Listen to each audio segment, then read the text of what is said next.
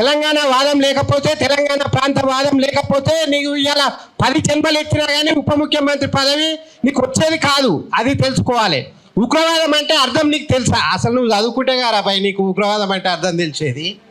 అమాయకులను అకారణంగా హింసించి ప్రాణాలు తీసి అల్లకల్లోలం సృష్టించి దేశాన్ని ఒక అతలాకుతలం చేసే చర్య ఉగ్రవాద చర్య అంటారు రావులే. నీకు అసలు ఉగ్రవాదానికి అర్థం తెలుసా? తెలంగాణ వాదం ఏందో తెలుసా?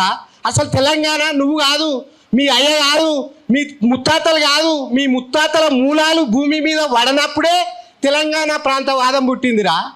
తెలుసా నీకు? ఆ సోయి ఉందా ఏమన్నా? తెలంగాణ అంటే ఒక హిస్టరీ, ఒక చరిత్ర. తెలంగాణ అంటే ఒక అమ్మ. ఆంధ్ర ప్రజలను, ఆంధ్ర నాయకులను హక్కున చేర్చుకున్న అమ్మ తెలంగాణ వాదం.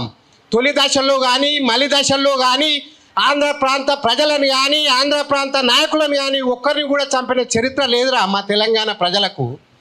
మా సంస్కృతి గొప్పదిరా. మేము బతుకుతాము, ఇతరులను కూడా బతుకుమని చెప్తాను తప్ప అందరు బాగుండాలని కోరుకునే సంస్కృతి మా తెలంగాణ వాదము. మీలాగా ఇతరులను హింసించాలి అకారణంగా కూడున్న ప్రాంతాలను మేము ఒక మాట ఇచ్చినాం. తెలంగాణ ఉద్యమం చేసేటప్పుడు 1969లో కానీ మలి దశలో కానీ ప్రాంతాలుగా విడిపోదాం, అన్నదమ్ములుగా కూడుందామని చెప్పేసి ఏదైనా మేము ప్రచారం చేశామో, ఏదైతే ఉద్యమం చేశామో ఆ మాటకు కట్టుబడి ఉన్నాము.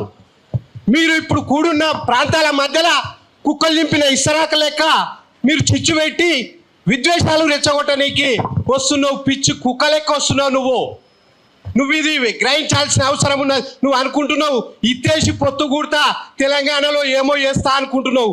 నువ్వు ఇత్తేయలేవు, పొత్తు కూడా లేవు, పదవులు పొందలేవు. ఇది రాసి పెట్టుకో. నువ్వే బుక్లో రాసి పెట్టుకున్నావు, రాసి పెట్టుకో. నువ్వు అంటావు గద్దరన్నకు గాడి ఇచ్చినా, కొండగట్టులో ఇది ఇచ్చినా, నువ్వు ఏది ఇచ్చినా ఏం చేయలేవు, తెలంగాణలో మాత్రం ఏం చేయలేవు.